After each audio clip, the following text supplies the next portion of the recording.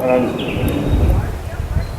afternoon, Ompu, and welcome to Parliament. Yes, everybody at Parliament is getting ready for the President's address at 2 p.m. Right now, we are joined by the finance spokesperson of the Inkatha Freedom Party, Inkosi Mbetshe. What are the IFB's expectations, considering the current climate, for the country to be talking about economic recovery?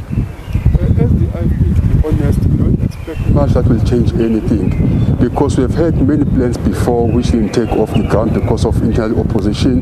But we do believe that the president will miss an opportunity to actually speak to rural economy, to make sure that he tells us how to mobilize the informal economy so that we come up with programs of self-help and self-reliance, because this over-dependence of people on the state is not actually sustainable. But in the main, the only plan that we actually want from the president is a plan that will deal with the real enemy of our country, which is corruption.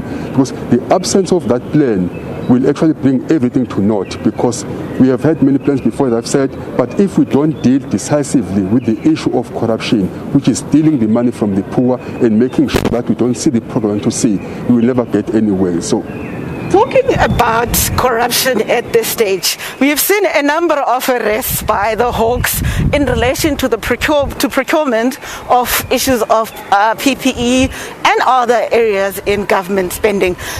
Does it give any confidence to political parties that government is serious about fighting corruption? To some extent, yes, but that is not enough, because you remember that before the president actually committed the money for COVID-19, he made a promise to people of South Africa that all that money will actually address the challenges relating to COVID-19. And guess what has happened? We've seen people stealing money regardless of the president's warning, which means that people don't see the real will from the government to deal with these issues. Because once those people are prosecuted and we see them in the red overalls, it's only then that we'll begin to have trust and hope. But we don't see that very much will from government to deal with corruption. And also, why people don't fear government, why people, regardless of what is said, still continue to do what is wrong. That's a problem that we need to look into. Is there a particular sector that you want the president to address as he speaks today?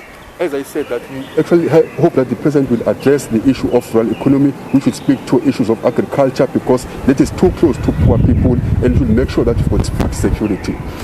Inkosi Mbetshe, thank you very much for your time. We are going to try and quickly slot in the official opposition, the Democratic Alliance right now. Jordan Hill-Lewis, who is the spokesperson of finance in the DA, is also joining us. As the official opposition, what are your expectations from the president? The key problem today is that there is a widening gap between the promise of economic reform over the last several years and the implementation of real reforms, because there's no agreement at the center of government on what those reforms should be. So if we hear another speech where that's long on promises but short on commitment to implementation, then the president's credibility will be further undermined. What we want to see is a real plan on implementation with consequences if things don't happen quickly. South Africa's economy doesn't have time to wait another year or 2 years. 2.5 million people are unemployed now. They need economic reform now. There are concerns about a second wave in infections peaking coming through. Do you think the climate allows for us to be talking about recovery when we're still not out of the storm yet? Well, what we absolutely cannot talk about is another lockdown. Lockdown was the most devastating blow to our economy probably in 4 or 5 decades. So we cannot afford another lockdown as a country. Everyone has to exercise caution and exercise social distancing. And all of the very good precautions that the government has asked, but we cannot discuss further lockdowns. What we should be discussing is how to open up the rest of our economy to get more people back into work, get tourists coming back here again, to try and save the situation from disaster. Before I let you go, do you have confidence in how the Hawks are dealing with corruption and making those high-profile arrests?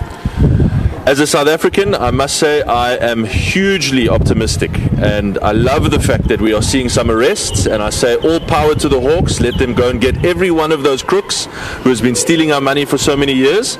I would just ask them to do one more thing. Don't stop at the little guys. Go for the big fish. Jordan, thank you so much for talking to us. That's Jordan Hill-Lewis, who is the Shadow Minister for Finance in the Democratic Alliance. We'll be talking to more parties as we move closer to the President's address to the joint sitting of Parliament at 2 o'clock. For now, it's back to the studio.